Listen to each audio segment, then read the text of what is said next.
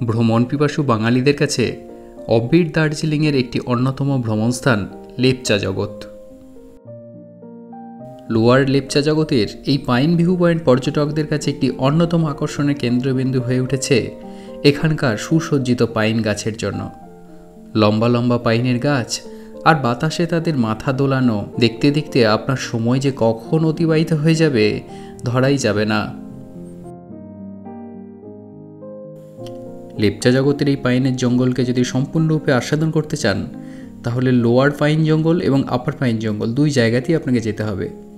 এই দুই জায়গাতে প্রবেশ মূল্য মাত্র 20 টাকা করে। এই অংশটি হল লোয়ার লেপচা জগৎ, যার উচ্চতা সমুদ্রপৃষ্ঠ থেকে 6956 ফুট। দার্জিলিং থেকে যার দূরত্ব মাত্র 19 কিলোমিটার। দার্জিলিং থেকে ঘুম এবং সুখিয়া পোখরীকে সংযোগকারী অংশে এই লেপচা জগতের অবস্থান। অথবা আপনি যদি দার্জিলিং থেকে মিরিক যান তাহলেও আপনাকে এই লেপচা জগতের ওপর দিয়ে যেতে হবে। হাতে মোটামুটি 2 থেকে 3 ঘন্টা সময় থাকলে এই লেপচা জগৎকে ভালোভাবেই ঘুরে দেখে নিতে পারবেন। তবে আরও ভালোভাবে আস্বাদন করতে গেলে একটি রাত্রি এখানে অতিবাহিত করাই ভালো। রাত্রি অতিবাহিত করার জন্য এখানে হাতে গোনা কয়েকটি হোমস্টে আছে, সেগুলি আগে থেকে বুক করে নেওয়াই ভালো। লেপচা জগৎকে অনেকে লেপচা ট্রাইব শেল্টার বলে থাকেন, অর্থাৎ লেপচা হল লেপচা উপজাতিদের আশ্রয়স্থল। এখানকার মূল আকর্ষণই হলো এই পাইনের জঙ্গল আর এই পাইনের অত্যাশ্চর্য প্রাকৃতিক দৃশ্যপট। এই পাইনের জঙ্গলের শান্তিপূর্ণ পরিবেশ থেকেই আপনি দেখে নিতে পারবেন কাঞ্চনজঙ্ঘার সুদৃশ্য রূপ আর দূরের পাহাড়ের ঘন সবুজ জঙ্গলের মাথায় সূর্যোদয় এবং সূর্যাস্তের মনোরম শোভা।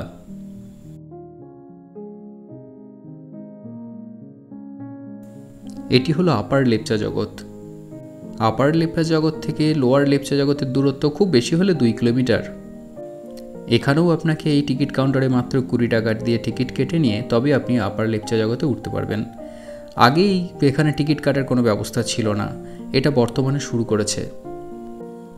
আর এই আপার লেপচা জগতে উঠলে আপনি দার্জিলিংয়ের বিস্তীর্ণ অঞ্চল এই পাহাড়ের চূড়া থেকে দেখতে পাবেন।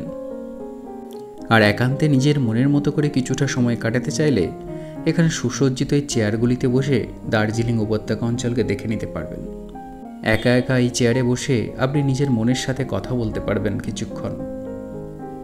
পিছুটানহীন এই নির্জন জায়গায় নিজের মনের সাথে কথা বলার জন্য একটি আদর্শ জায়গা বলে আমার মনে হয়েছে। আর এটি এমনই একটি জায়গা যেখানে গেলে মনে গান আসে।